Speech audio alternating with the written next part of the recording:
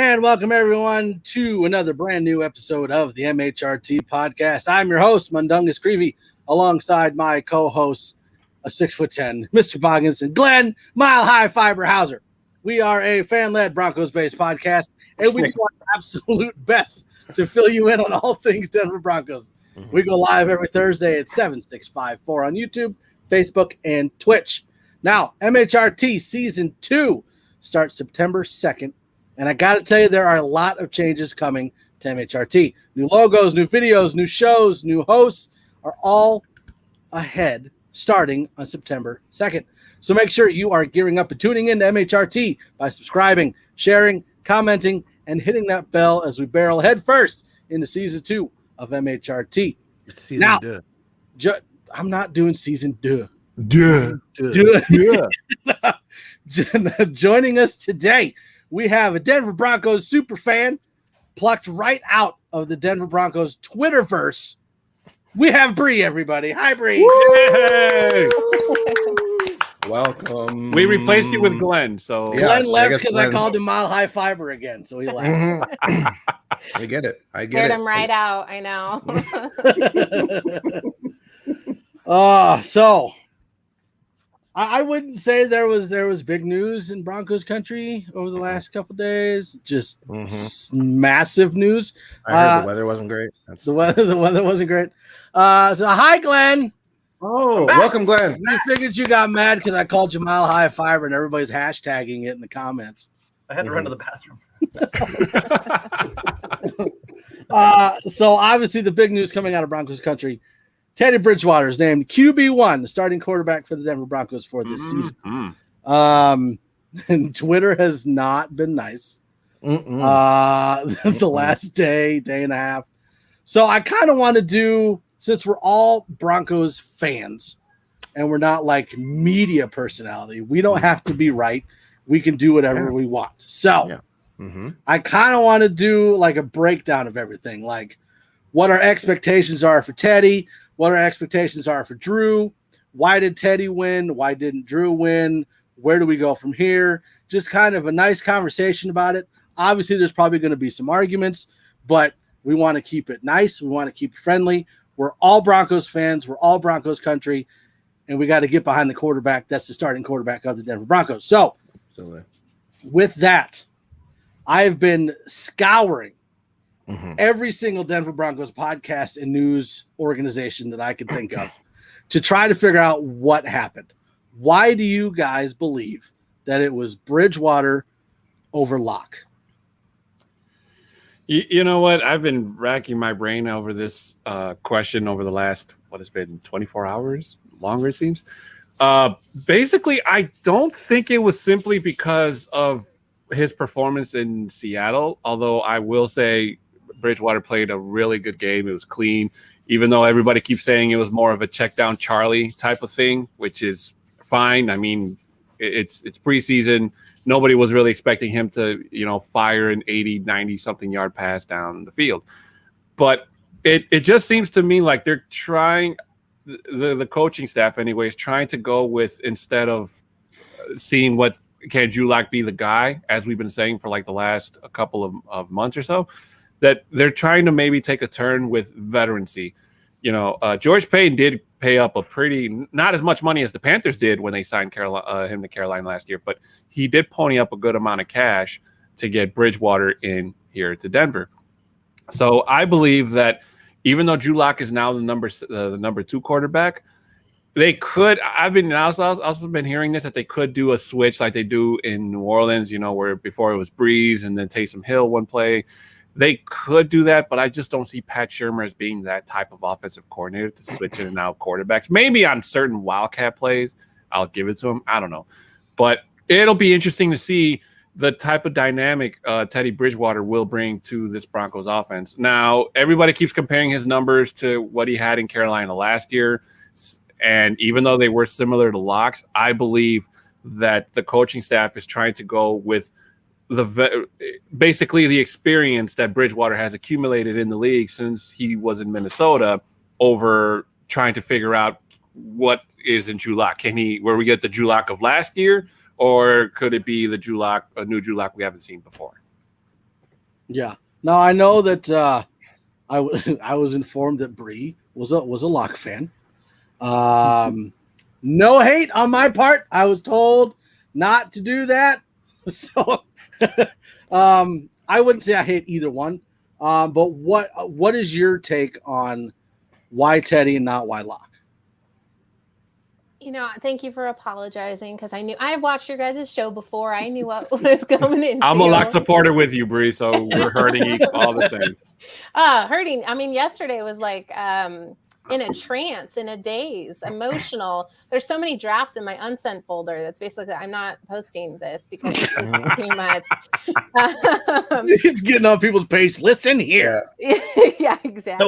So what we see is actually goes through a filter. Oh my gosh. Yeah. So I have to wait. Yeah. I consciously make these decisions to post things. It's an emotional reaction aside, right? I don't agree with the decision just for my own personal biases. I like Teddy. I mean, how can you not like Teddy? He's a prince of a human being. I think Andrew Mason said it the best yesterday, that if you have something against that man, that says more about you, right? So the guys love him. Drew Lock respects him. I think that he's taken him under his wing. The teammates, I think they make each other better quarterbacks and better teammates. So I've really enjoyed watching that happen. You can tell the camaraderie is going to be there no matter what because the team's amazing. But at the end of the day, the decision kind of was like stealing the rug from underneath me. So when I say I'm a Drew Lock supporter, it was from the get-go. I was begging for Flacco to be gone rid of, he who mustn't be named. And I thought Drew Lock was going to be our savior. And so that's not to say that there aren't things that he needed to improve upon, but I sat there and said, I don't want a rookie. I don't want to draft anybody. I don't want Aaron Rodgers. And there's a reason for that. I'm not saying he's not an elite quarterback, but at the end of the day, to just have such staunch support and know that, I saw things in him, for him to go out, improve, and do everything that he did, only to not win the starting job. And now that I think about it, was it ever his job to really win? So it's been frustrating, but I think, after a day of processing, we understand that it's going to take some buy-in, and it's going to take Teddy really going out there and showing us why he was the better choice. And I can get right on board because above all else, I'm a Broncos fan. Absolutely. So let's grab some comments and then we'll get Glenn and we'll get Boggins. Because there's a lot of comments in here already. Dave Glassman, I know he was a Lock supporter. I'm sorry, my friend. Orange heart, blue heart, Lock, cry. Sad face. Is that sad or is that cry? Let's cry. There's a tear. There's a tear, right? Yeah. Slowly, single tear, slowly, sadly. I think Dave's drunk. That's Shadowjacker. Oh, we're doing this, huh? Okay. Horse. Yeah, you started it, so you're finishing it. You got to cipher all of them. That looks more like a horse, football, blue heart, orange heart. It's perfect because no matter what Shadowjacker writes, nothing is going to be more offensive than his name. So that's why he's the host of MHRT after slash in the dark. Yeah. I'm adding the slash in the dark. EJ, what's up, Broncos country? Ay, Dios mío. Johnny Baki, what is up, my orange and blue family? Bree, that's the Viking guy. Be careful. Yeah. Yeah, I'll watch out for that one. Yeah, I'll Zach! watch out for Zach Seegers. What is that, Boggins? What is that, Boggins? It's a teddy bear. I said it was a teddy bear. I didn't know Zach Seegers was a football player. Yep. Wait a second. Is that the Zach Seegers? It's the Zach Seegers. Zach Seegers. It looks like it's a Teddy Bridgewater burner account. That's what it's looking like to me. I've never seen them in the same place at the same time, so we don't know. They say the same thing about Mario and Iron Man. Thanks, Zach. Big fan of the show. We're a big fan of you, Zach. Landon, hello everyone. Let's see what else we got here. I know I saw something for Bree. It was from Johnny Baggy. I would just like to say that while not all of us are particularly jazzed about how the QB competition ended up, now is the time to stand up and get behind our quarterback. Let this not divide us. United in orange. Dude, you sound like the prophet. I thought that was going to go a completely different direction. So did I. Now is the time to stand and rise up. Right. Oh no, what's happening? Yeah. High Prophet, beautiful Bree in the house. Yeah, Johnny always has at call least me beautiful. I'm beautiful, Mile High. Tell me I'm beautiful. Yeah, Johnny's usually good for one Braveheart moment every episode, so that was probably it. I like the Braveheart, but I also was gonna, stage a little bit of a storm on the Mile High and just start climbing the statues outside. But that went through the drafts filter and it didn't make the cut for decision. All right, so we got. All right, so we'll go ahead and we'll grab. See, I don't know how to take Bree's last comment because she didn't want to put it out there publicly, but she decided to share it in a place where she knew no one would hear it, and it's our show. It's very hurtful. There you go, Boggs. You're a different kind of beautiful. Oh, thank you. No worries. All right, so we'll get Glenn and we'll get Boggins, and then there's EJ's got a question, Chad's got a question, so we'll go from there. So, I do believe that it was a competition. It's one of those things where both of the guys did well, and there was a very good chance that somebody would have done well and the other was noticeably worse. And that didn't happen. And the decision had to be made. I think Teddy is certainly the safer pick. I mean, I know people generally think that we don't like Drew Lock. I've always loved Drew. I mean, I've got his jersey behind me here. It would be best for the team if he were the guy. There were a lot of mistakes. And I think when you start seeing all these people talking about what Teddy brings to the table, and even what Drew was saying that he's learning from him, there's a clear difference in the huddle. There's a clear difference in the locker room behind the scenes.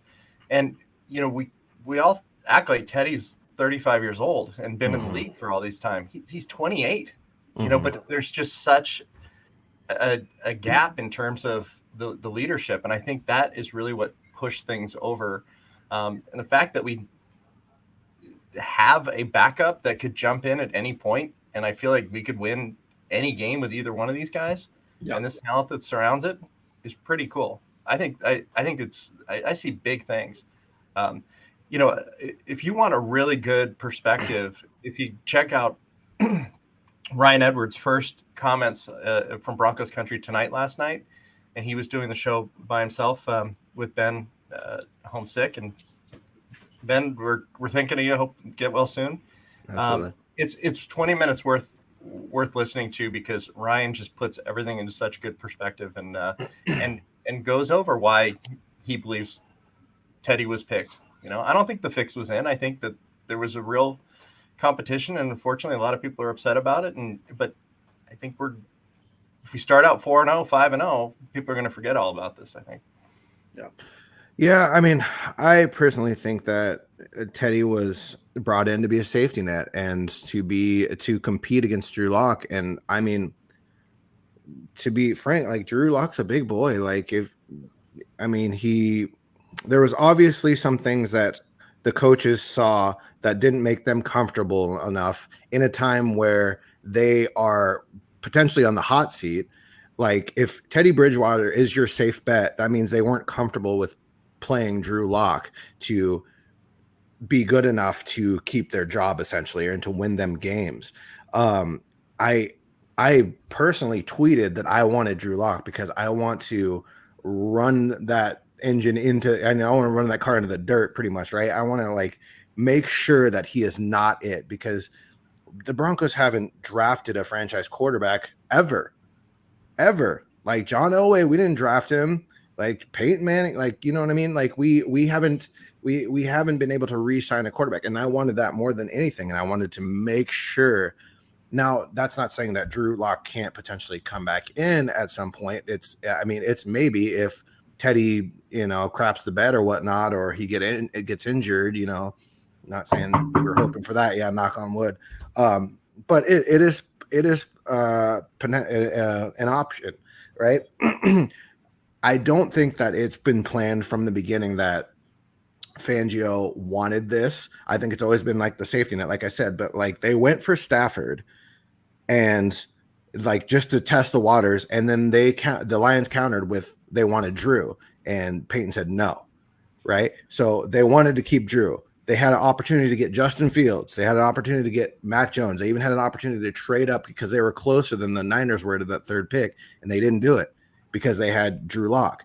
I think they want, I mean, in a perfect world, they wanted Drew to beat out Teddy. Now, may he down the line still? Maybe. But I think that for right now, starting the season, they felt like Teddy Bridgewater just had the slight consistency edge more than Drew Lock. And I wish the best for him. And I don't necessarily think this is the end of Drew Lock with Denver.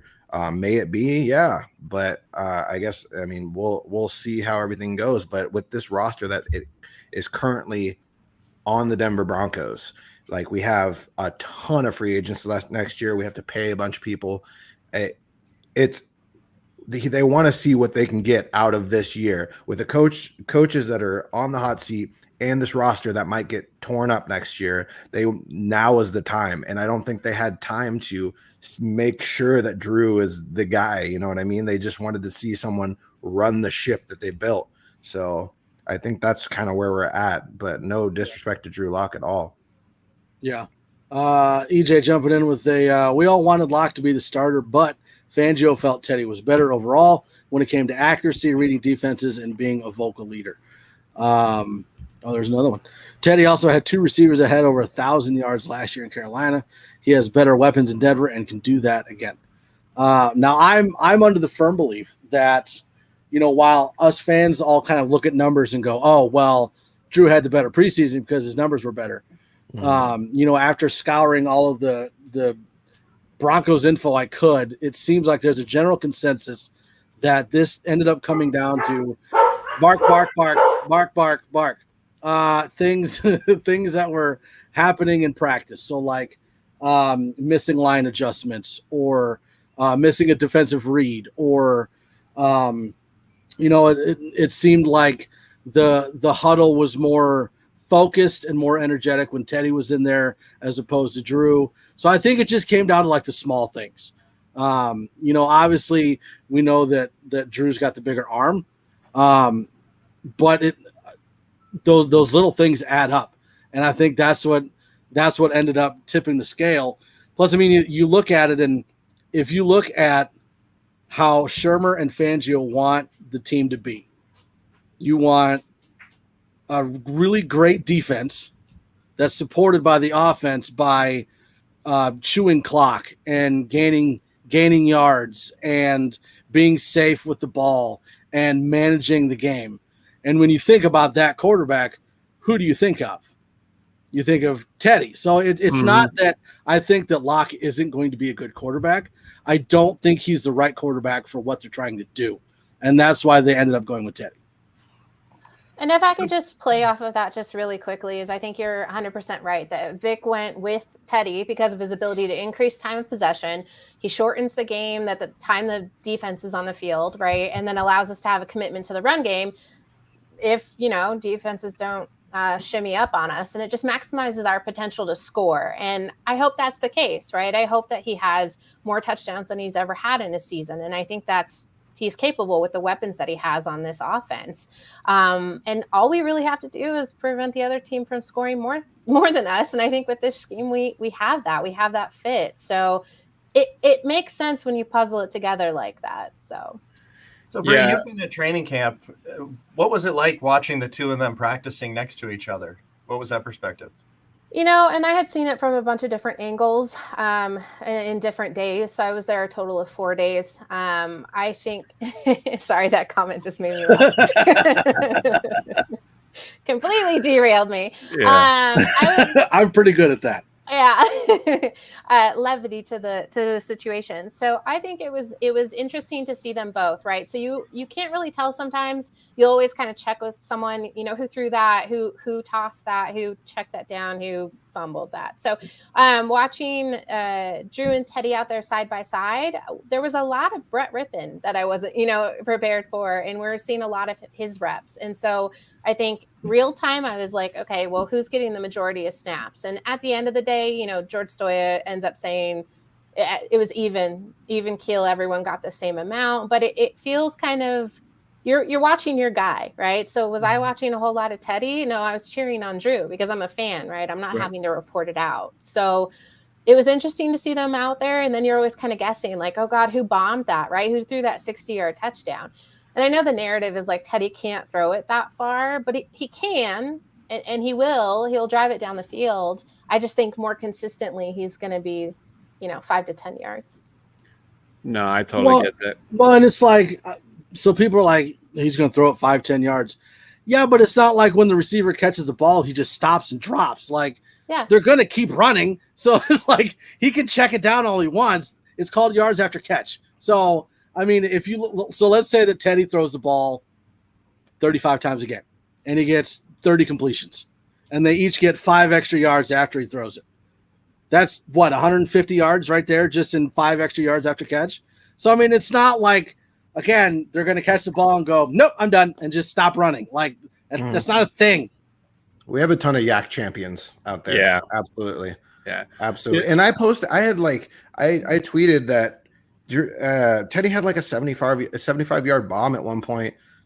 So it's not like he can't do it. He can throw a football, and especially if you have the accuracy and timing. Like Peyton sure wasn't throwing no 80-yard bombs. like he would throw it 20 yards down the field, and then they'd run. That's what Marvin Harrison did. Catch the 20-yarders and then run. Basically.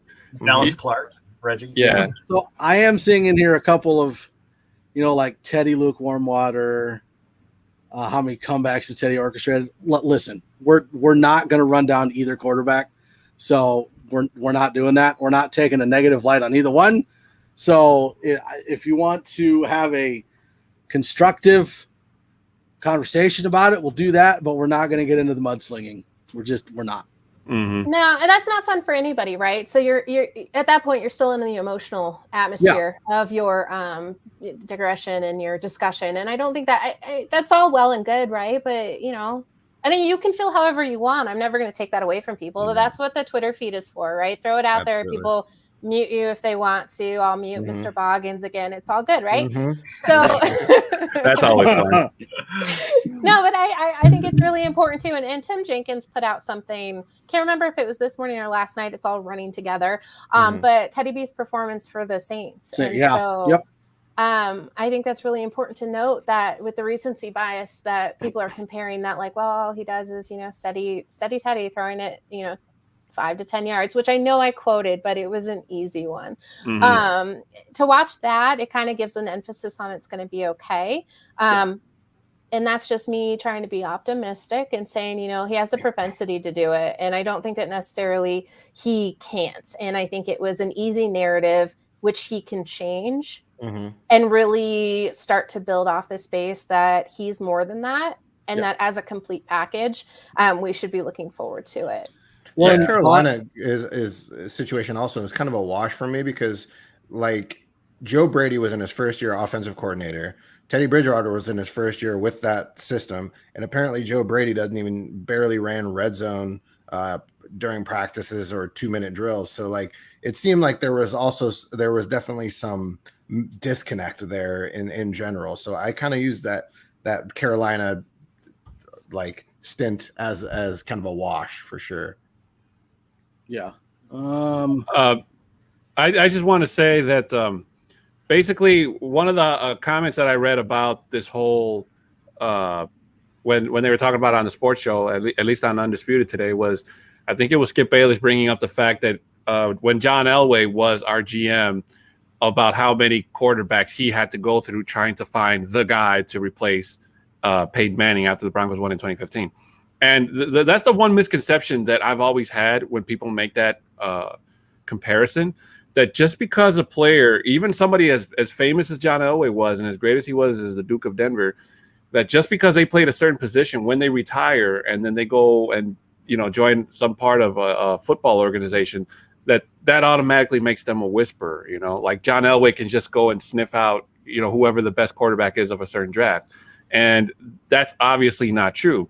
He obviously went through so many quarterbacks, and it sucks because that's one thing you never want to do as a team. But finding a great quarterback is like finding a needle in a haystack. So whether you're an NFL scout or a GM or a former player who played in that position, I honestly don't think that really matters when it comes to trying to find, who the next big quarterback can be. I just think it's just more about random luck, to be honest with you, to find somebody as good as Patrick Mahomes, as to how Justin Herbert is coming up, how Justin Fields in Chicago can be. It's just, and even though we don't have that with Teddy Bridgewater in terms of trying to, because we already know who he is, we followed his career throughout the NFL over the years. So I'm comfortable with him being in snapping the snaps and getting, just as I would with Drew Lock, even though I'm a Drew Lock supporter. I'm just basically saying that the same touchdowns he makes, and I'm going to be so excited and cheer for it as if it were Drew Lock. Yeah. So we got a whole bunch of comments. So we're gonna rapid fire them off to try to catch up a little bit. Shadow Jacker, are the Broncos relying on the defense to make it into the postseason, and the offense just needs to maintain the clock? That's kind of one of the conversations I was having with Isaiah and Johnny earlier. Was like, if you look back at Super Bowl winning quarterbacks, I mean, you've got like Trent Dilfer, Brad Johnson, Kerry Collins made it in there. Brock Didn't win. Brock Osweiler, Peyton Manning in 2015, Joe Flacco. I mean, you don't have Tom Brady, Nick Foles. Like, you don't have to have like a top 5 quarterback to win the Super Bowl. Like, those quarterbacks alone prove that if you have a really good defense, you just need someone that can not turn the ball over and make smart plays. Mm-hmm. Like, that's all you need. So am I saying that we can get to the Super Bowl on Teddy Bridgewater's back? No. Am I saying we can get there on the back of the defense? Absolutely. So, in the run game. Yeah, and the run game. But I mean, do I think that it's all about the defense and the offense just has to keep up? Yeah, or maintain. Yeah, pretty much at this point. I think that's the whole reason why they went with Teddy instead of Drew. Turnovers, baby. Yep. They hurt. Mile High Prophet. Let us not forget that however passionately we hold our opinions, they aren't as valuable as Fangio and Shermer, who literally get paid millions for their opinions. What verse is that? I don't know, but we're here for free, so we're getting screwed. Yeah. Let's see. Where was the other one? Thou shalt make some noise. I like that. Here we go. EJ, in order for the Broncos to be a playoff team, we can't depend on the defense. We need to be solid on offense and score points. Also, special teams, complete teams make it to the playoffs. I think that we can depend on the defense. I think the issue and the whole issue between the quarterbacks is in Fangio's mind or Shermer's mind or Peyton's mind, whoever, maybe all three, I don't know. Mm-hmm. They believe that Bridgewater makes it so that we don't have to depend on the defense, whereas Locke being in there gives us more of a chance of having to depend on the defense to cover a mistake. At least that's my take. That's my opinion. Right. No, I totally get that. Now, every team has their Achilles heel, every single team. And once they go and fix that Achilles heel, another one starts to form. So unfortunately, special teams for us is going to be our Achilles heel so long as Tom McMahon gets to sit in a booth somewhere and call plays. That's just how it is. But if the special teams cannot be super terrible or even worse than they currently look right now, I think we'll be okay, where they don't put the offense in compromising positions, which would put the defense in an even more compromising position. So, yeah. Glenn, you are muted AF, buddy. See, Glenn, you're fired. Glenn, you're fired. Oh, he was talking. Oh, okay. Oh my gosh, we're such professionals. We still can't hear you. He's not even muted at this point. His mic's gone. Yeah. His mic is just gone. Turn his mic back on, Mike. I didn't do it. Zach Seegers is trying to outsmart us all. Arm strength is more about velocity, zipping a ball into a tight window than it is about distance throwing.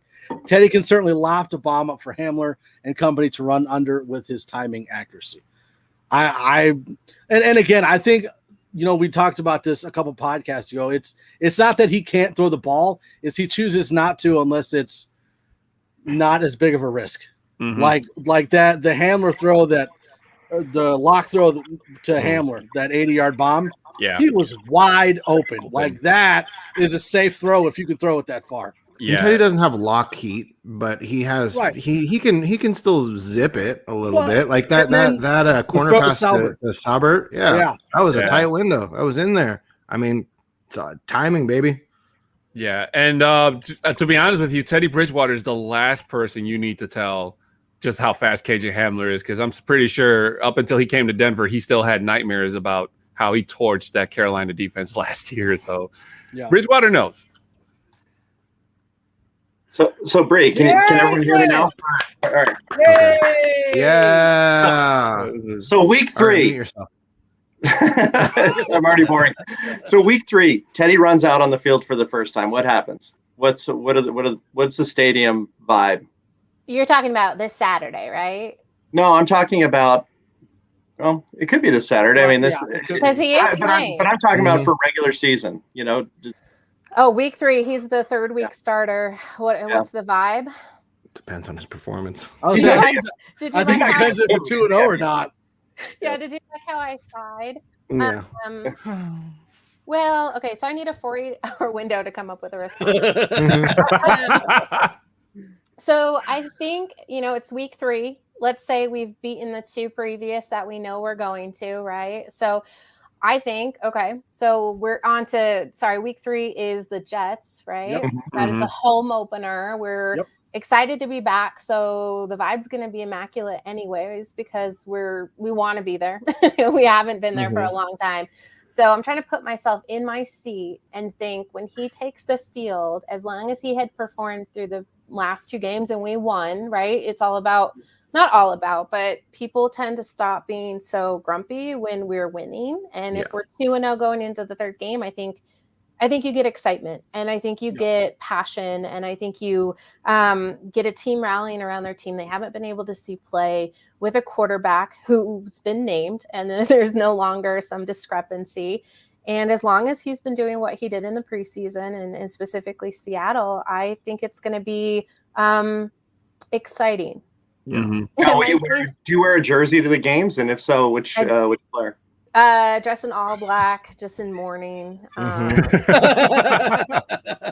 veil. I actually own Broncos jerseys. I wear colors to the game. So yeah, I will probably be wearing my Justin Simmons jersey. Good choice. Good choice. So Travis Tarbox asked a question which kind of moves us into the next phase. So what if they sit locked to learn from Teddy, and next year maybe he's finally ready to take the leap? Now I know that I have a different opinion than the rest of you do, because in my opinion, I think that they're going to try to trade Drew Lock. That's what I'm afraid of. That's literally what I'm afraid of. And this is my reason why. It's not because that he's not a good backup. It's because if they make the playoffs, putting Drew into the system that doesn't fit Drew Lock doesn't make any sense, which means that they're going to stay with Teddy or draft a quarterback. Mm-hmm. So for me, it makes more sense to get something from Drew and give him the opportunity to go to a team that has a scheme that fits what he does. That's the only reason why I say that. Right. But then, and you could, and I'm not saying that they'll trade him during the season. I'm thinking eventually they're going to trade him eventually. That's what I meant. I meant whether it's during the season or after the season. I think it'll be before the trade deadline. That's just me. That's what I think. I think that something is going to happen on a team that needs a quarterback, and they're going to call for Drew. That's just my opinion. It makes sense to me to do that because I don't think as long as Fangio is there or Shermer's there that Drew Lock is going to start. Yeah, that's my biggest fear too, Mike. And I really don't mind Drew Lock sitting behind Teddy and learning from Teddy, watching him. And sometimes for some quarterbacks or players, sometimes riding the bench can be a sort of wake up call, and not necessarily that has to happen because that player played poorly on the field and then they get benched per se. But I just don't think that Denver trading Drew Lock to a quarterback-hungry team would be the wise choice, because that would put Denver's offense in a really tough bind if, knock on wood again, Bridgewater gets hurt. Because then it's like, can Denver go with, let's say, Brett Rippon became the number 2. Can Brett Rippon be the guy that they can count on for as long as Bridgewater's out, and keep that team stable into the playoffs, or say even further? So I do hope that Drew Lock stays in Denver. I don't see a trade happening. I mean, like, what's the trade value going to be like that's worth more than to another team than us personally, like as a backup or potential starter still? Like, we still don't know. And if you're going to get, I mean, what would you even get for Drew Lock? Like, he's a second round pick. You're maybe going to get a third, fourth. I mean, you thought Broncos country was lit on fire before. If they ship Drew Lock out for a third or fourth round pick, oof, that's going to be rough times. I find it weird that like they name Teddy Bridgewater the starter, and then all of a sudden in the press conferences, Drew made amazing progress. He's better on everything. Like, all of a sudden that's coming out of Broncos. So I'm just talk, man. I'm trying to read into it a little bit and like, why are they doing that? Yeah, well, there has to be a reason why they're doing because they just like kicked him out of the job, so they're trying to be nice and like pump him up. You know what I mean? Like, you still want to say, you're not going to be like, he's terrible. Like, even though he didn't, obviously, you still don't want to do that to that dude. Right. You know what I mean? There's a real high likelihood that he plays this year, so you got to you got to still keep the guy's confidence. I mean, it took a hit yesterday. You can't have him in the corner just like crumped out. They had to keep pumping him up. And quite honestly, what they said about him was true. I mean, we didn't see any these bad habits that he had last year were clearly worked on. Yeah. His improvement this preseason was definitely on very, very obvious. Yeah, and while I do feel bad that happened to him, well, when he went up on the press conference, you could see that obviously he was pretty bummed out, and it sucks. But at the same time, it's like, bro, the tape that you put last year helped in the decision of making Bridgewater the quarterback. Had your gameplay been better, then it probably wouldn't have been such a close competition per se, or maybe they wouldn't have had to have gone and gotten somebody like Bridgewater. So, like I said, hopefully he learns from this, and sitting on the bench and watching Bridgewater out there can light a fire under him, that when he does come back if he does come back as a number 1, that it'll be a whole different story by then. Yeah. Travis Tarbox, I'm behind the Broncos, period, regardless of who the QB is. I'll wholeheartedly support Teddy. Just ask that question in case we were behind this year. Wasn't being negative. I'm Denver Broncos for life. I get that. Completely understand. It's just the when you mix the lukewarm and the water, that's when it's kind of like, okay. But I get it. Broncos Phantom 24. I don't recognize that name. Hi, guys. This podcast is awesome. Thank you. Yeah. Only stat that scares me last year is Teddy lost 8 games last possession. What happens when we need Teddy to actually win us a game? I think I agree with Boggins on this one. You can't really look back at the Panthers like their roster was nowhere close to what we've got. If you're trying to read and process that comment, you just take it away. Read so faster. Quickly. Night and day. Night and day. Well, I was just saying, like, and I've said it before, if you want to look more at what Teddy possibly could look like with the Broncos, you have to go back to the Saints. Mm-hmm. And I think Tim Jenkins said the same thing. Was on DNVR. He's like, he also said it when he was reviewing the Bridgewater with the Saints, like some of the things that the Broncos were doing in the preseason mirrored what the Saints were doing with Teddy Bridgewater. So there's a good shot that Bridgewater could look like he did against the Saints. I'm not saying he will, but it seems like he's being given the opportunity to replicate what he did in New Orleans. You heard it here first. Pat Shurmur is Sean Payton. They're the same person. That's exactly what I said. That's what he heard. That's what I heard. I hear a lot of different things, I think. So, Bree, are you going on Saturday night? Yeah, I'll be at the game on Saturday. I'm so jealous. What are you looking to see? I mean, outside of the quarterback, what players are you looking to examine during the game? Well, as the unofficial president of the Pat Surtain fan club, I'm going to be really, and I can say that because I didn't want Justin Fields or Mac Jones or they pulled Pat's name, and I was like, this is going to be a wild ride for all of us, right? Yeah. So I'm super excited. The finish line and no more competitions at any of the positions. That's what I'm really excited about. Yeah. But most.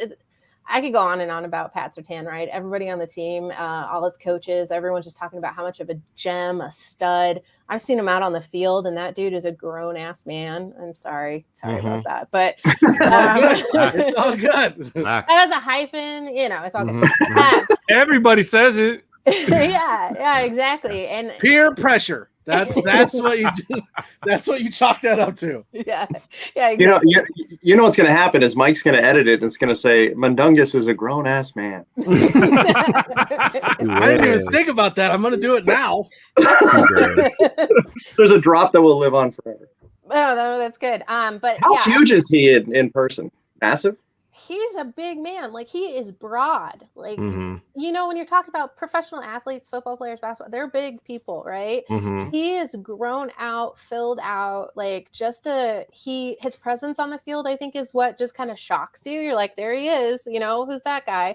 So, I think that's just kind of something that, like, maybe when you're not paying attention to it, it's kind of interesting. But then you hear him in the pressers and you hear him answering questions, and he's so humble and he's confident without being pretentious. And I mean, he knows that he's not only football smart, but he's a very intelligent man. And he goes out there and he just really reads the room, and people appreciate him for that. And I think that comes across stronger than his God-given football talent, where he can go out there and be so versatile. And everyone talks about how rare it is. And it's like, you don't see this type of play, especially out of somebody so young.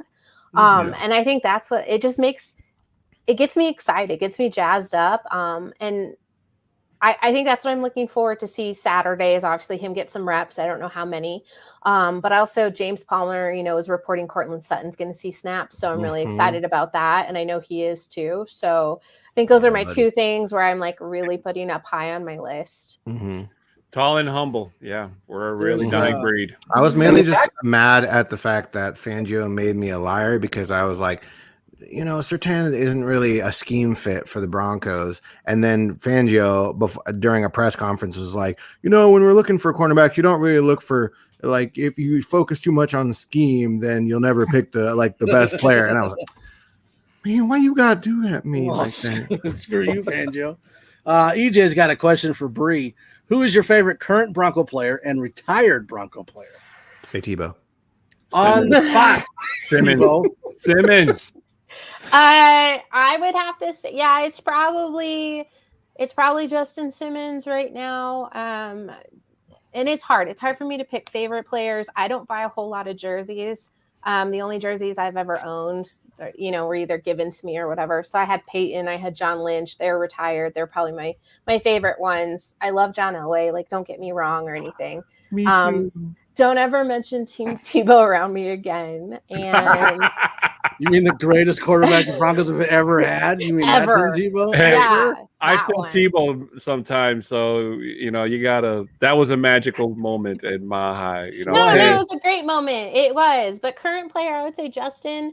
How could you hate Justin Simmons? Like, you can't. Have you met my co-host? Have you met my co-host? Okay. Shadowjacker's trying to trap you. Favorite Denver linebacker of all time?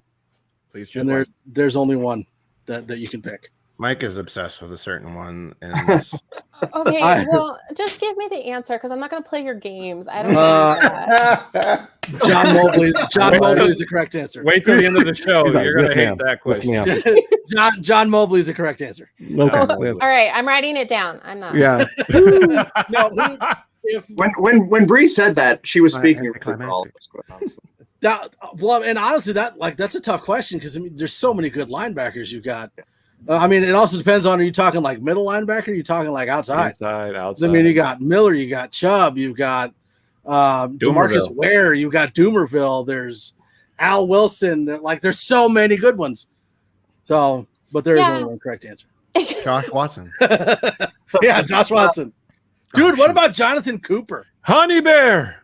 Yeah. No, that's Yeah. not Honey Bear. That's No. Oh, he's a linebacker. Jonathan We can get some pass rusher. Oh my. Blah, blah, blah. Russ- Jonathan Cooper. Pass Bobby- rushers. I Can't we? nicknamed Jonathan Cooper Bobby Boucher. Bobby Boucher. He's Bobby Boucher. Why? Because he just lays a licking on you when he hits you. Oh, yeah. I was Okay. watching his highlights this morning and watching him turn that corner. A diamond in the rough. Mhm.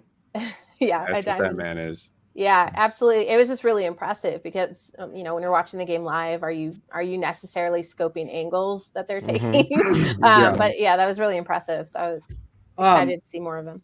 Cooper's behind Chubb, right? Or is he behind Miller? I think he's behind Chubb because he replaced Atachu.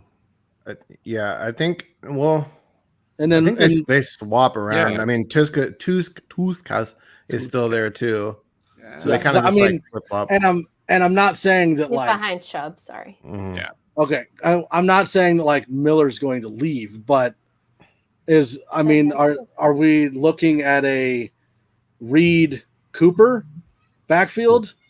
I mean, Oh. But yeah. So like, not okay. right? And again, going by whose contract is up next year, for knock on wood, let's say that Chubb wants more money than we can give him. Are we looking at a Reed Cooper, or do we think franchise Von Miller tag? comes Yeah. back again?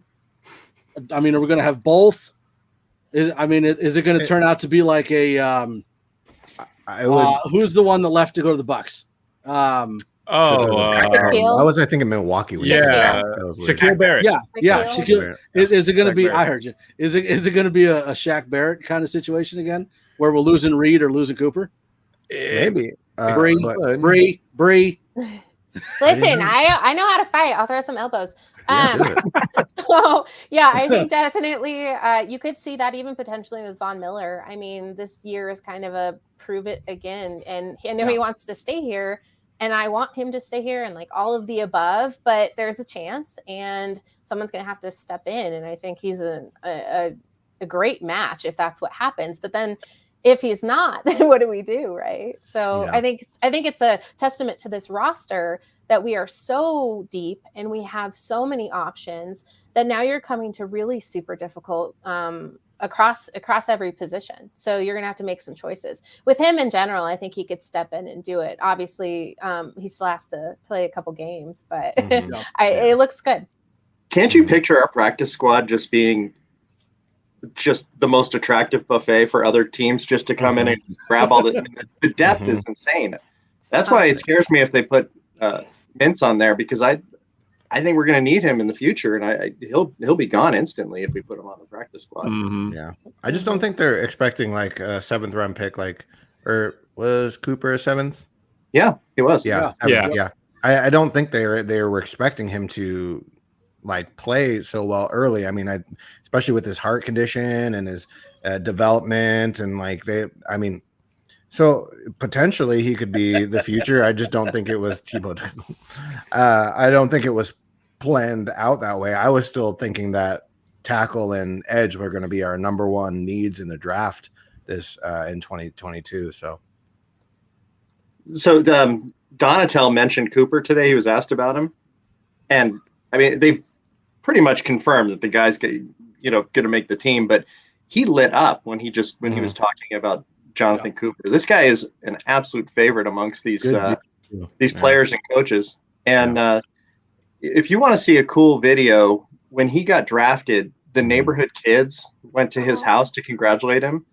And you just knew that he's a decent guy, because no parent would let them would be sending their kids to go congratulate somebody that wasn't a cool dude. And what he's been through with the heart surgeries or the procedures, or I think there were 3 of them this off season, and to bounce back like this, crazy.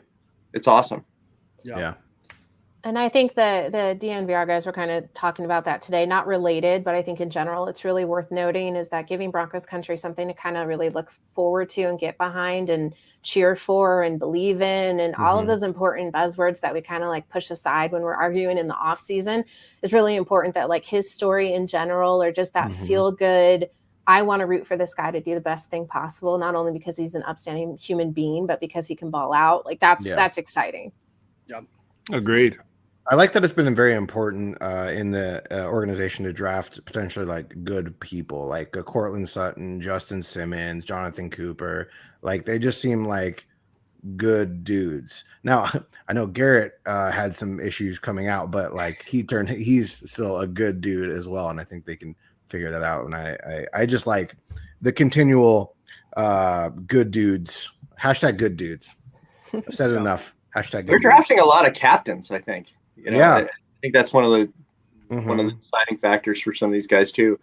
And we were talking about Surtain and earlier, and then now these Ohio State linebackers. And Vaughn has multiple times he calls out Surtain just out of the blue to rave about him, and he's also raving about Browning and Cooper. And even did the shout out to the Ohio State. So these younger players are having quite an impact on these veterans, and I am really excited about this season. I see big things. So, Mile High Prophet says, God forbid Teddy gets hurt, but if he does, Drew will be welcome like Shane Falco in the second half of the Sentinels game. Who doesn't know that movie? That's funny. I mean, I'm not hoping for it, but it's like that's another thing where you're like, he's got to be ready to come back in. And I think you guys, talking about earlier is his trade value isn't going to get better. And I know that they really tried to save face for all of that. And maybe it does happen. I see both sides of it. So is there a scenario where he sticks around? Is there not? So it's just, I don't know. Like in the back of my head, I'm like, at least he's still on the team. Yeah.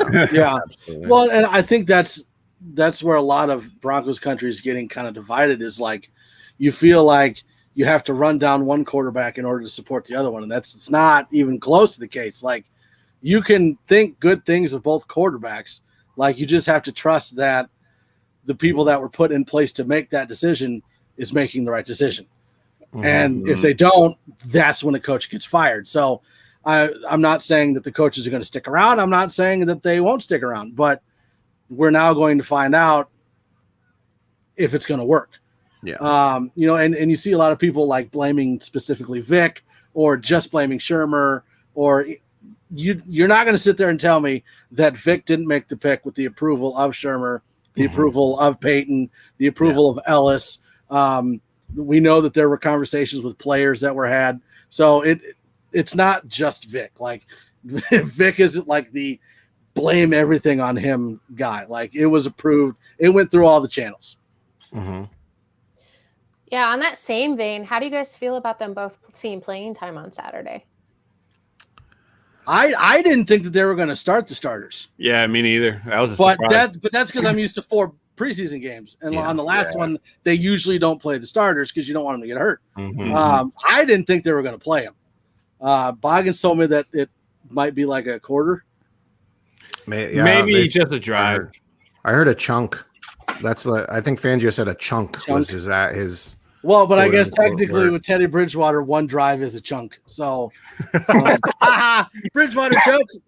It's just 5 yards every single down. They're gonna catch the receivers are gonna catch it and just drop and just wait. Yeah, it's just kind of open now with the whole only 3 preseason games, where in years past it was the 3rd preseason game the starters usually played the most, and then they sat out completely in the 4th game. But now there's no like template anymore because everyone is still trying to figure everything out with the new 17 games. And so they're, more priority to the 17 games in the preseason. Yeah. For the comment across the bottom, Vaughn, I think definitely wants to, test out his Achilles on the actual grass rather than turf. So I think he is actually going to. I gasp every time. Terrifies me. That terrifies me that he's going to play. Well, I'm scared to death. Luckily, his condition is not typically what's it called when it happens again. Like, it doesn't usually happen again. His is very. I it's just funny need you to cut this out of the entire podcast and act Yeah, like that's you fair. didn't I just say shouldn't. that. Yeah, that's fair. I said it, and then I realized. Yeah. When we had Mario on the show, he said that he and his dad had never seen that injury ever in their entire careers. Well, And it's his very father- typical with client. It's funny because after it happened, my fiance's brother had the same, almost exactly the same injury, and it's like more typical with climbers apparently than football players. But so Vic did say, outside of the injured players, the obvious ones, the Ojemudias, that the only two players that he mentioned that wouldn't be going this weekend would be KJ and Noah Fant. Okay. Yeah. So- What do we know what's going on with Fant? Apparently he's fine, and not fine. He's there. I think it's just a cautionary thing because Fangio is saying that he sees no reason why he's not going to play week 1, but they're just keeping him out to be cautious, which makes sense. I mean, last year he was, being a beast, just continually playing through injury, but I think they just want to, Well, make sure. and KJ is sick apparently.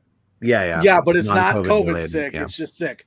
Right. And I do want to point out that amongst all of the Vic Fangio hate, I have absolutely loved how Fangio had training camp set up and how he's run practices and how the team looks. It's all, at least from looking at it from the reports we're getting, is that it looks a lot different this year than it did previous years. Yeah. Well, ask Bree. She's probably been to previous. That's where I was going, and you interrupted me. So, is there a different feel at training camp, or is it just kind of more the same? And it's because the roster's different.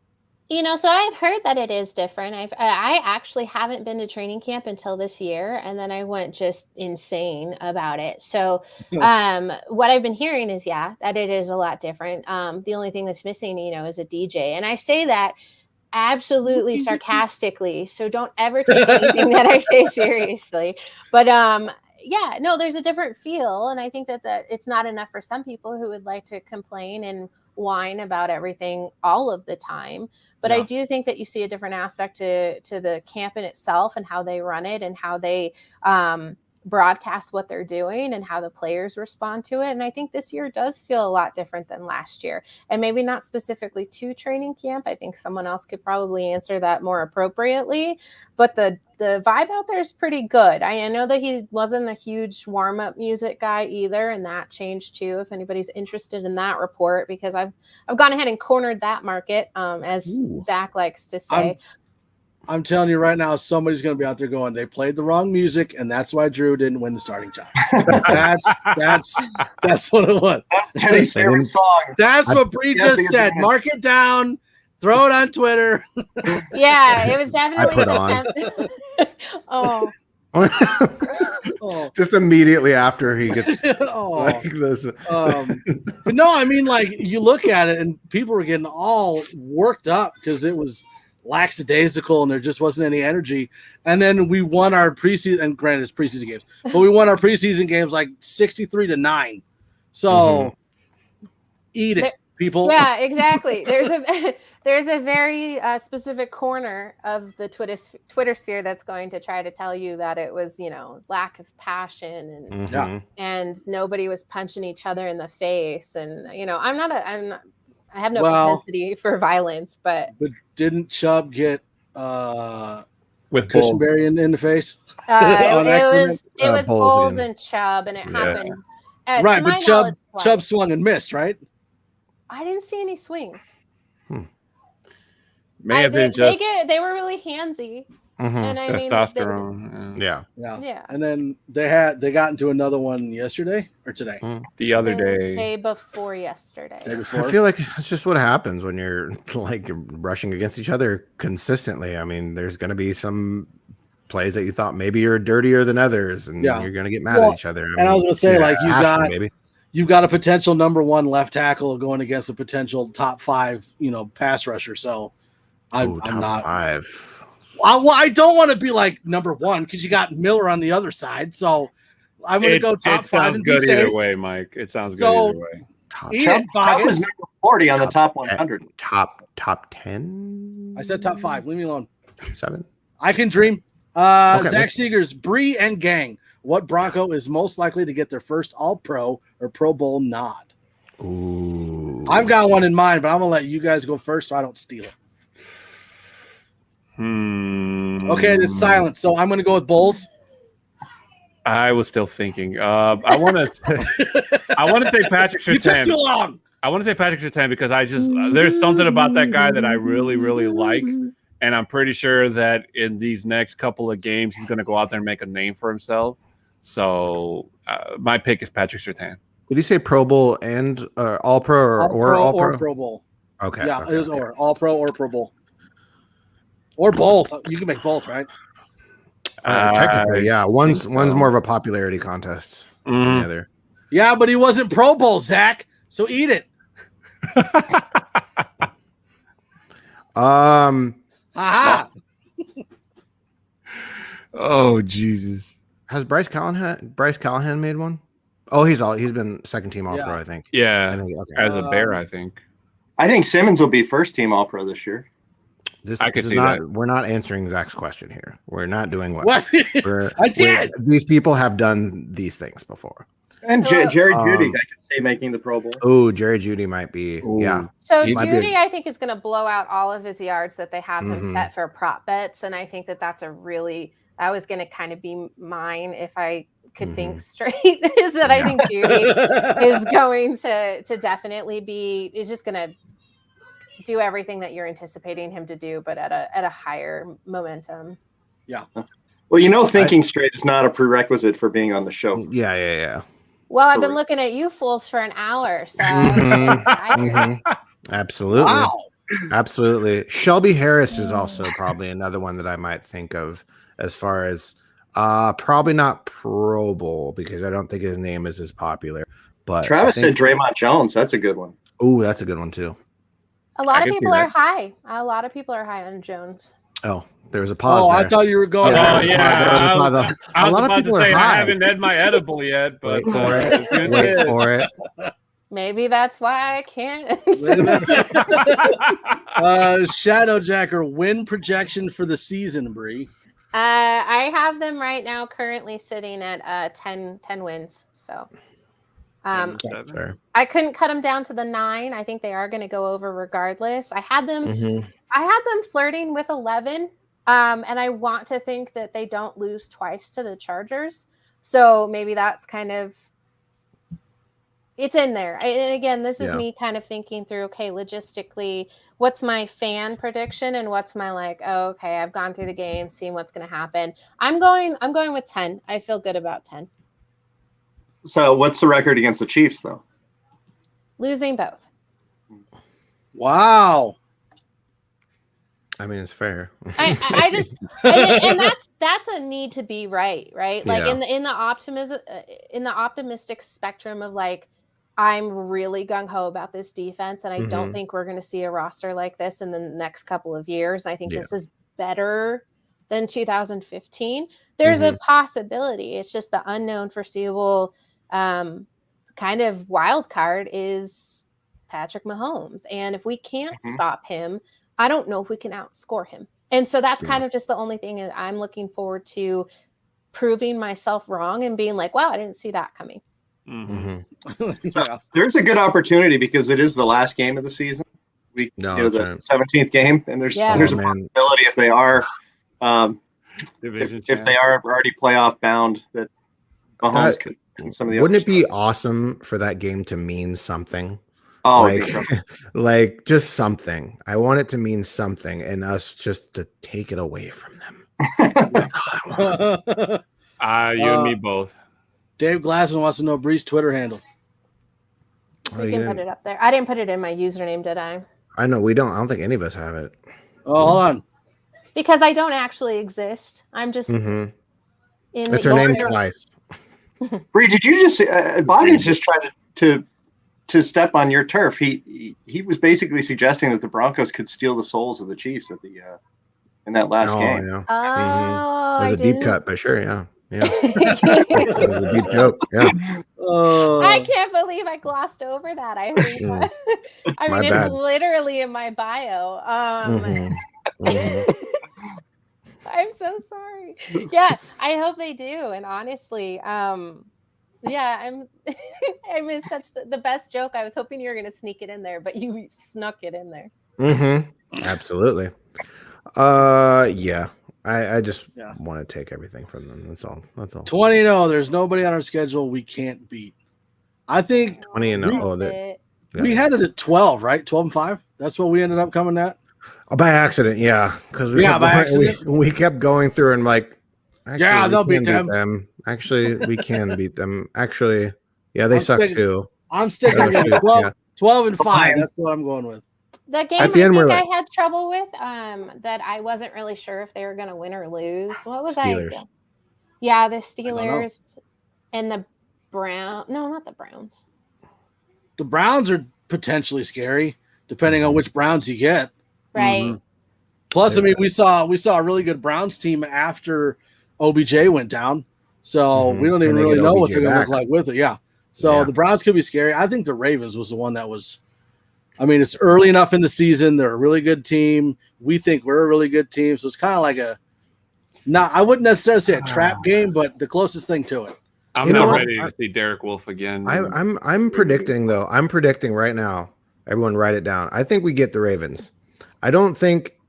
I think Lamar has been not figured out because he's still Lamar Jackson. It doesn't matter what you do; he can shake you out your boots. But I think that if you make him throw it more than he wants to, or make the team throw it more than they want to, it's a problem. And Vic Fangio's defense, like, just keeps everything underneath him. And I think that might be a real problem for Lamar Jackson. So I'm excited, and we have a lot of athleticism now. So it's potentially a trap game, the reverse way.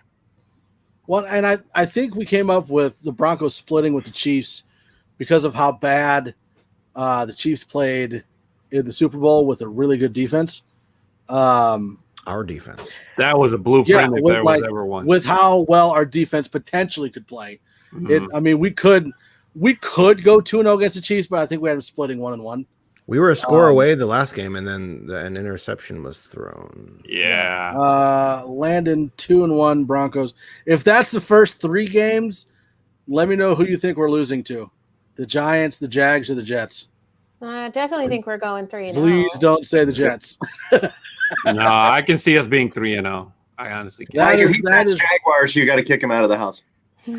I think Giants are going to be better than you think they are, but it's also the first game, so it's going to be the first game is always a toss up. So the last Giants year, defense, yes. I was throwing money at the Giants, and they just kept pissing me off. So I don't know. Like, I'm trying to think that they're better than they look better than they are, and so. Then they go to Seattle and stun everybody in Seattle. Yeah. So far in their games, in their practices, they don't look better than they are. They look really bad. The Giants do not look good. The Jags. I tried to defend Daniel Jones on one thing I saw, and there's something immediately. There's something going on with Saquon that they're not letting on. But the Jets with Wilson kind of piques my interest a little bit because he's looked pretty good. Obviously he's still a rookie, but he's looked pretty good for a rookie. Salah doesn't have anybody on defense for him yet, and they keep getting injured. Mm-hmm. Yeah, just see Salah. Robert Salah. Yeah. Salah. I figure Ravens are just going to put up an issue. The defense is going to eat everybody else alive. With the Ravens, I know that they can pull it off. If they do, I mean, it might really shock us. And with you guys talking about, the Chiefs being the last game, I could probably chuck that to 11, and then 12 would just be the misnomer of like, does somebody surprise us and when we don't expect it? Not sure. Yeah, I think it's trying to figure out. It's trying to figure out what good team that we can beat. I was going to say Schrager thinks that Dobbins from the Ravens, the running back, could actually lead the NFL in rushing this year. So if they have a solid run game, that could pose that is a reach. Okay. Yeah, did he draft him in his fantasy? Is that pulling for him? They use everybody on run schemes. Like, I don't know how he'd get enough touches. How do you think Melvin Gordon's going to fare? Good. I think he's solid. Like, season-wise. Because I know, like, Mike Boone is back. We have no idea if Williams is going to how much he's going to play.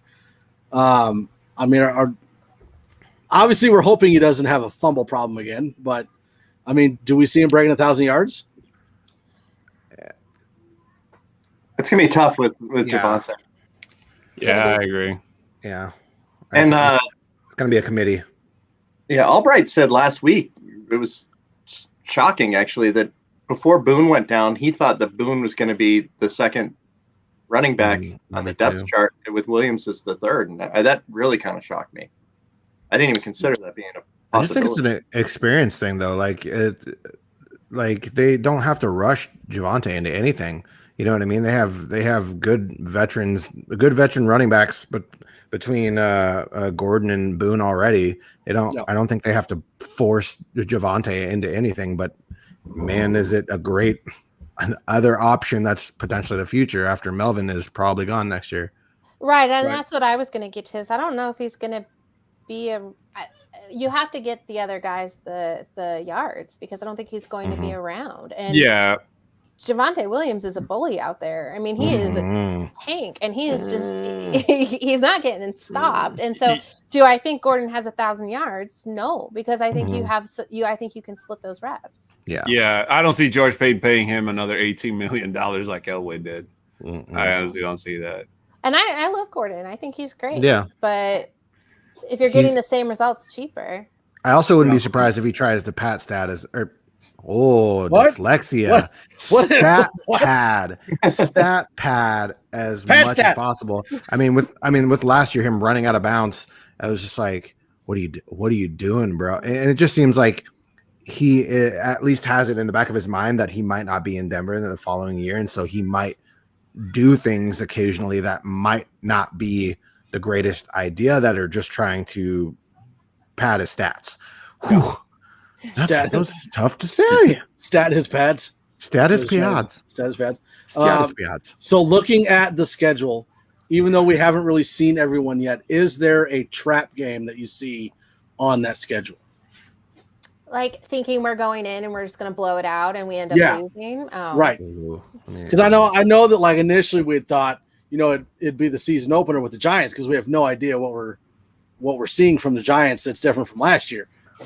But at the same time, like, wow, they suck. So like, is it still the Giants, or is there another team on the schedule that we could see potentially being a trap game? I mean, it would just really drill the point home if it was the Cowboys and they just wanted to screw me over for whatever reason, but I don't really think it's going to be them. I think it's going to be something like the home Raiders game where we're like, do I think Derek Carr is going to have a blowout year? Absolutely not. And I think that they're beatable, and I think it would be fine, but we're going to go in there thinking we got it and have them torch us again like they did last time. So I don't know. I think that one would frustrate me the most. But as far as traps go, the Giants, like I said, I put my money on them and they hurt me, but that won't happen in that game. Maybe that's the one that scares me. Not from what I'm afraid we're going to lose, but if we happen to lose that game, maybe Washington football come team to an end. I mean, Washington football team's got a crazy. Ooh, that's a good one. Yeah, I didn't remember them. Fitzmagic. I like our O-line, but would I bet on them against that front seven? Absolutely not. So I think that's going to be. It's really going to test Teddy's pocket present. Yeah, Chase Young is something else. Yeah. I also, so all of us hate the Raiders, but can we officially call them a dumpster fire? Like, holy crap. Their defense is terrible. They're having tax issues. Like, what is going on? And yet they'll still go 1-1 with the Chiefs. It's kind of interesting to see that you see issue after issue pop up. I think even the stadium started having issues last Saturday. Yeah, on SummerSlam. That was what, $1.8 billion they paid for that stadium, and they lost power or something. People were eating power. food. The bathrooms were no overflowing. Good. Yeah, so it's just kind of comical to me that they are able to bungle everything, including where they play. Moving, paying taxes. It is shaped like a giant toilet bowl from overhead. So The jokes write themselves. I mean, it's not like Mark Davis is known for making good choices. You know what I mean? Yeah, We've seen his head. exactly. Can we keep the camera off Mark Davis like as much as possible? Yeah. Like I'm not into like rating how men look, but good night. I'm ready The to last John time- Cena him. Holy Just like I don't crap. see it.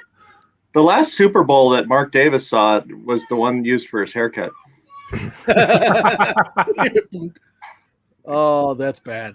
That's bad. Oh, what a dad bad. joke. It's terrible. Glenn Hauser, everybody. Yeah. Jason O'Neill, I hate to speak in absolutes, but if the Broncos don't start the season 3-0, the coaching staff has some splaining to do. Splaining. I don't know if they'd have some splaining to do. I think if it's 2-1, like I wouldn't be happy, but or at least I think if it's like 1-2, then it's like, all right, fire them, get them out, we're done. No, that's not happening. I don't know if 2-1 would necessarily be a bad thing. I wouldn't be happy about it, but I'm never happy when they lose. So 2 losses going into the Ravens game would be not ideal. yeah, 1-2. Yeah. Agreed. And I mean, at this point, after going with Teddy, you really can't put Drew in there unless Teddy gets hurt and comes out. Like, you kind of have to stick with what you picked, right? Mhm. Like, you don't want to be, Teddy's a safe pick, and then, oops, never mind. Like, can you? I mean, you can, but would you? I mean, it kind of like I was saying earlier, I see two sides of the coin. So you could potentially, like, let's say, okay, I don't think it's going to happen, but if we were 0-3, like at some point you have to make a change. You can't just continue that level of play to continue, to play out. So, barring that, I don't know what other changes you make, right? You stick with your guy till he's not your guy anymore. And that's going to be another tough decision they're faced with if that's what we see. I don't see that happening. And I don't see us losing in blowouts if that does. Yeah.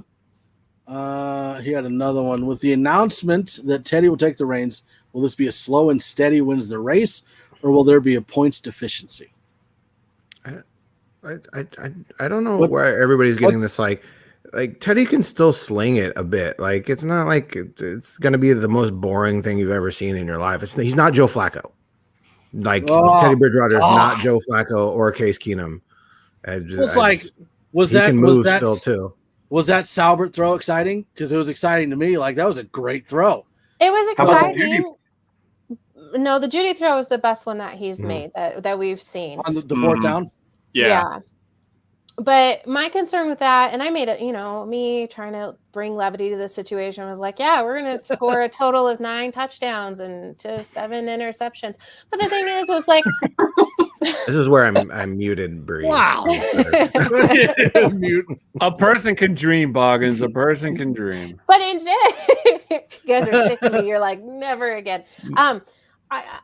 I think we kind of just have to score enough, and maybe it does come off as boring, and maybe he does. I'm just not seeing games where we're entirely blowing them out. Like, the preseason was fun to score. What was it, 36-9 or 36-9 for our opponents? I think that's really exciting.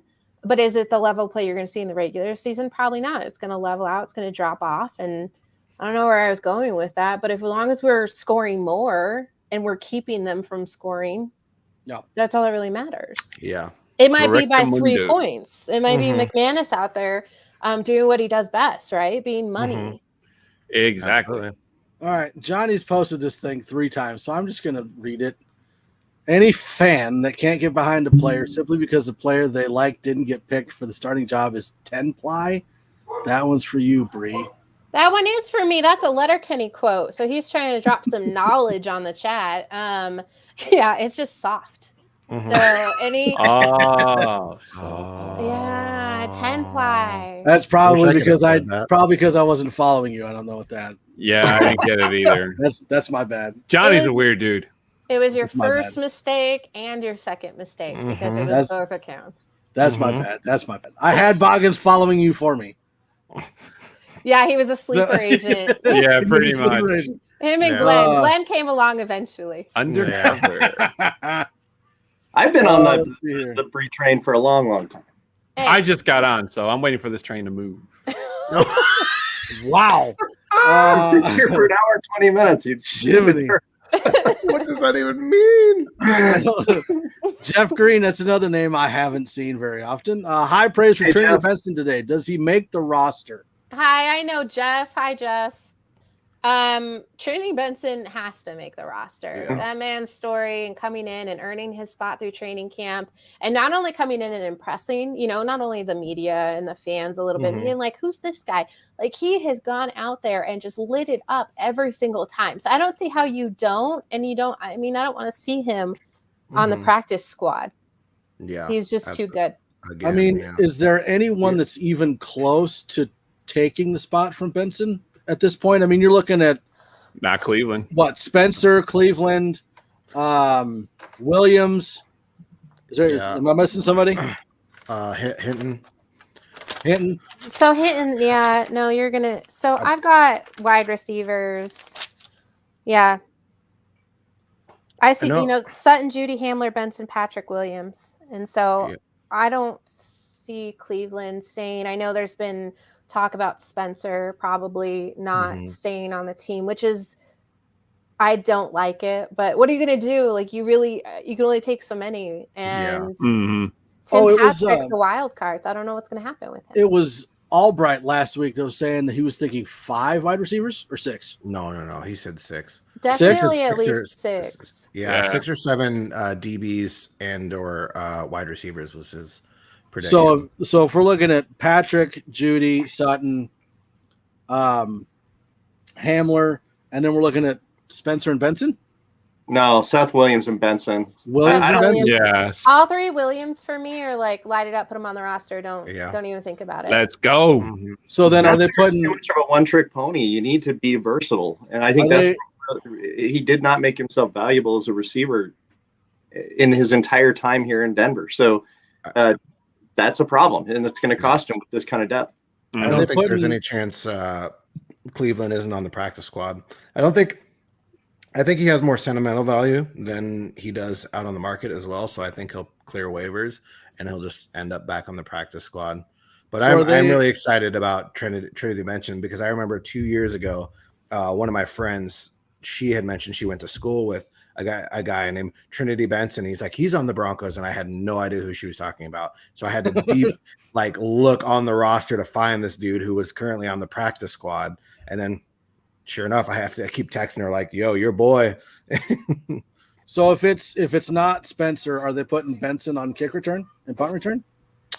Yeah, like they have been. Yeah, they said, oh gosh, I forgot who reported it, but they said that Benson and Hinton are going to be switching off doing returning for the final preseason game. Okay. Which Dave kind of Glass- makes you think that Spencer is kind of out of there because what are you going to have him do? Just be strictly a wide receiver? Because I mean, that's his thing was kick return. So the fact that he's not even doing any kick returns or punt return, that's a big issue there for him. Yeah. Dave Glassman says you're an exemplary guest. Oh, Aw. that's very sweet. Aw. Thank you.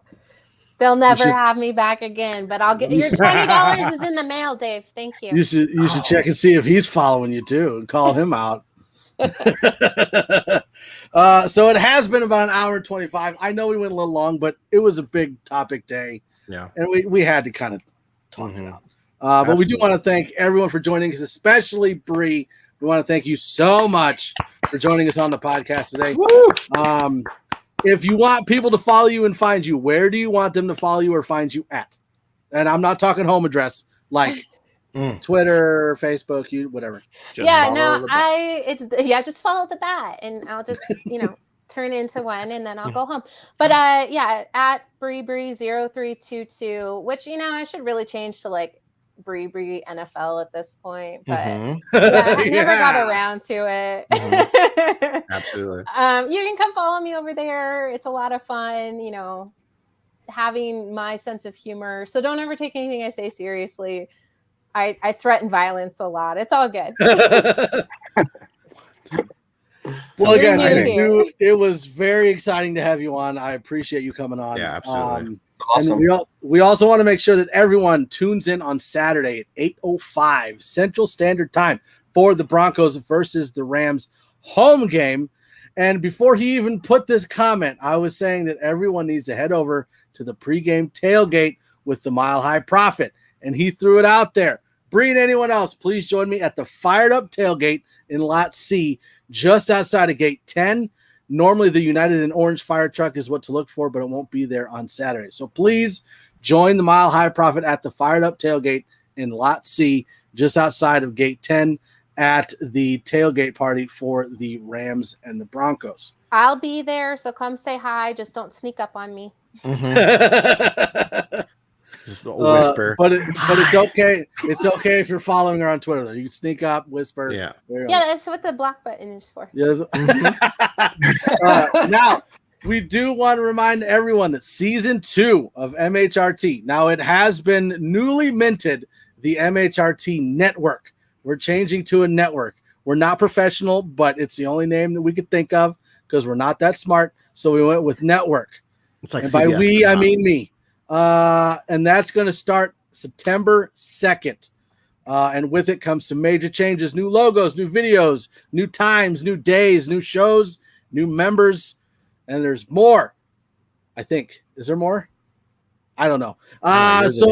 So make sure you subscribe, comment, share so that you and every Broncos fan out there can gear up for season 2 of the MHRT Network. Also tune in on Tuesdays at 7654 with Broncos Talk, hosted by 6'10" and Richie Rich A. And Sundays at 6543 for the Nothing Rhymes with Orange and Blue podcast, hosted normally by Johnny and Pookie Knight, but this week we're having Glenn and Isaiah on the Nothing Rhymes with Orange and Blue podcast. And that's because of the schedule shift and the season 2. That's why we're doing that. So the Baldy and the Baldy are going to be on the show together. So it's going to be amazing.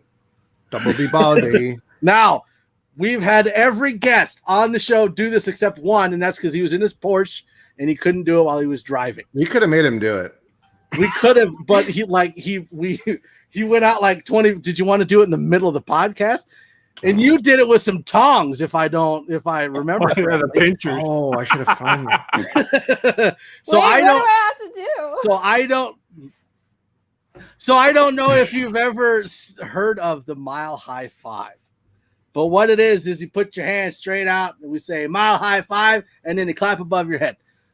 That's all you got to do. Pretty simple. So we're gonna that's how we end every single podcast.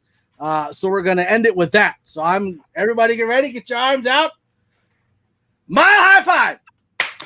Woo! That's that simple. That's how we get it done. We will see everybody for the game on Saturday. I didn't know where to go from that. And then we'll see you on Sunday with the Nothing Rhymes with Orange and Blue podcast. We'll see everybody later. Hasta luego.